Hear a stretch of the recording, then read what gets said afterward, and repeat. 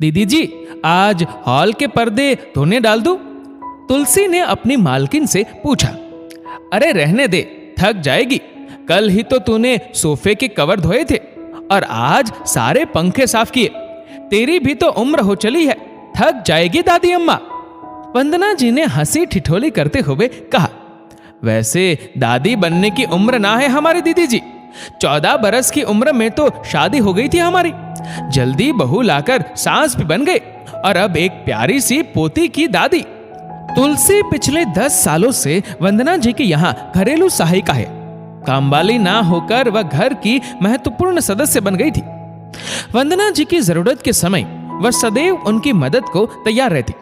वंदना जी भी तुलसी के साथ परिवार के सदस्य की भांति स्नेह रखती, उससे अपने दिल की हर बात साझा करती। वंदना जी का बेटा मयंक आगे पढ़ाई करने विदेश जा रहा था, तब खूब रोई थी वंदना जी।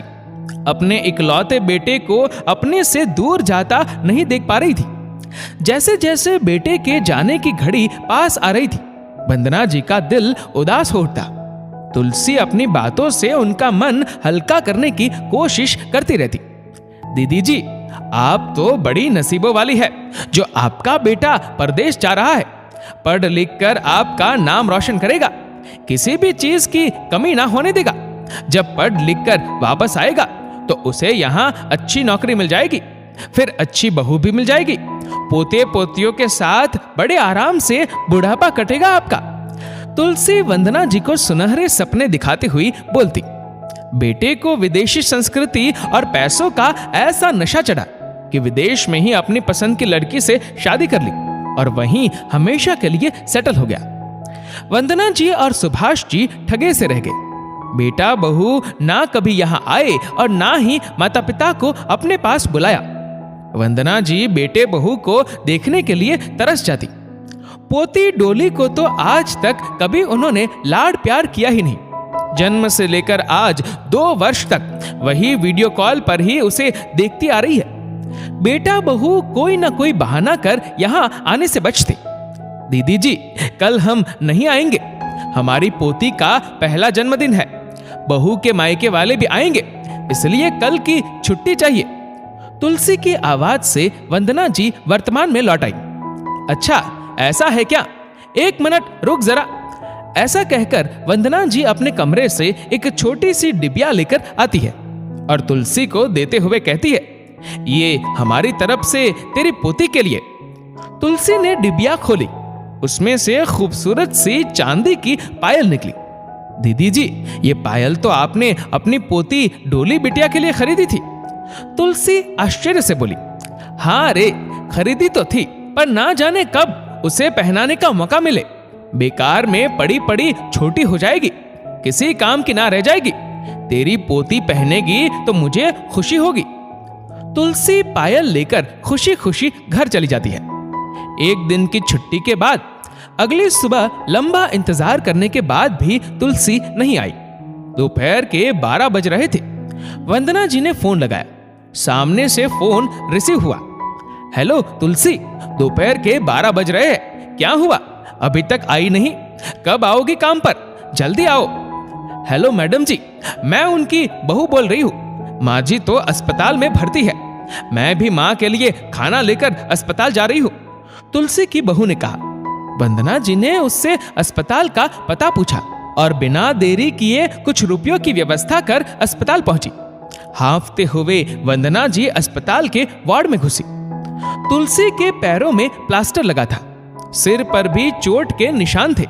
तुलसी का बेटा लखन तुलसी के सिरहाने बैठा था और बहू प्यार से खाना खिला रही थी। अरे दीदी जी, आप? तुलसी आश्चर्य से बोली। ये सब कैसे हुआ तुलसी? वंदना जी ने पूछा। बहू जन्मदिन की तैयारियों में व्यस्त थी, मैं छत पर सूखे कपड़े लेने गई थी। ना जाने कैसे पैर फिसलने से मैं सीढ़ियों से गिर पड़ी। बेटा बहू सारा काम छोड़कर प्राइवेट अस्पताल ले आए। तब से बेटा घर भी नहीं गया, यहीं मेरे पास बैठा है।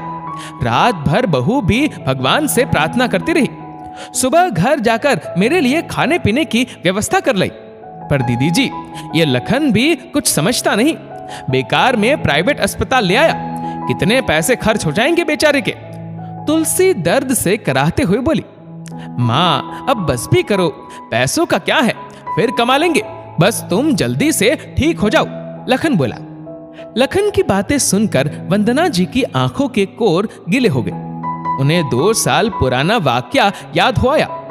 जब वंदना जी की कार का एक्सीडेंट हुआ था, उनके पति कार चला रहे थे।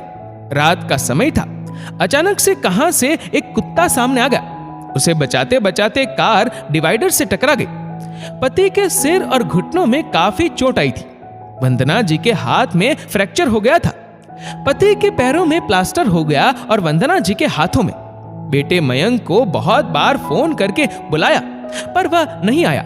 मेरा अभी आना संभव नहीं है, मैं कुछ पैसे भेज देता हूं, आप लोग देखभाल के लिए किसी को रख लो।